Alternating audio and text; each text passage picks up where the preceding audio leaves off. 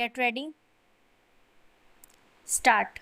Now I venture to ask, can any law, whether it is social or economic, be applicable with equal force when society has changed completely?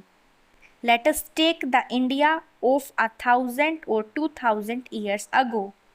The population of India in those days was 1/100th of what it is today, and India was a community of a large number of villages and some small towns. Modern conditions are entirely different. In the cities of Delhi, Calcutta, Bombay, and Madras, industries are growing and new social relationships are being established. Can anyone say that while all these changes are taking place in our social setup, certain things must remain unchanged? This bill has been discussed here for a few days, but behind it lie years and years of investigation.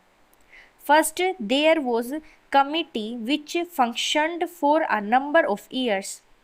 Here in this parliament, this matter was come up for the last 3.5 years. Even before this parliament came into being, bills had repeatedly been moved.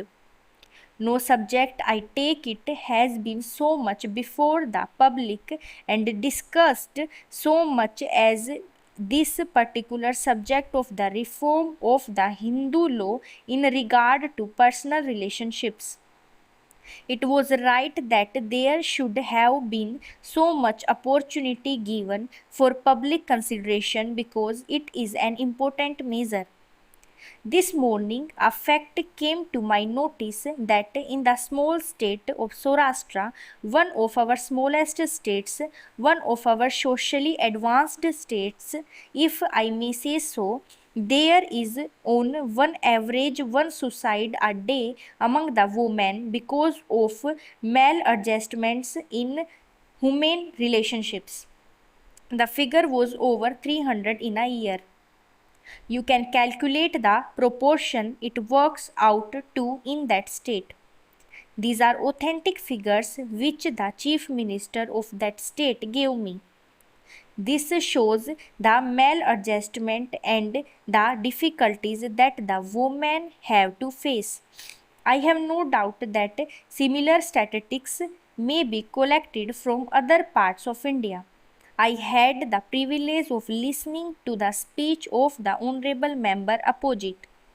The more I listened to it, the more confused and surprised I got. He dealt at great length with what a sacrament is. What does it mean? A sacrament, I take it, is some ceremony which has a religious significance. A Hindu marriage is a religious ceremony, undoubtedly. But does it mean that it is a sacrament to tie up people who bite, who hate each other, who make life hell for each other? Is that a sacrament or a samskara? I do not understand. This has to be considered afresh. Stop.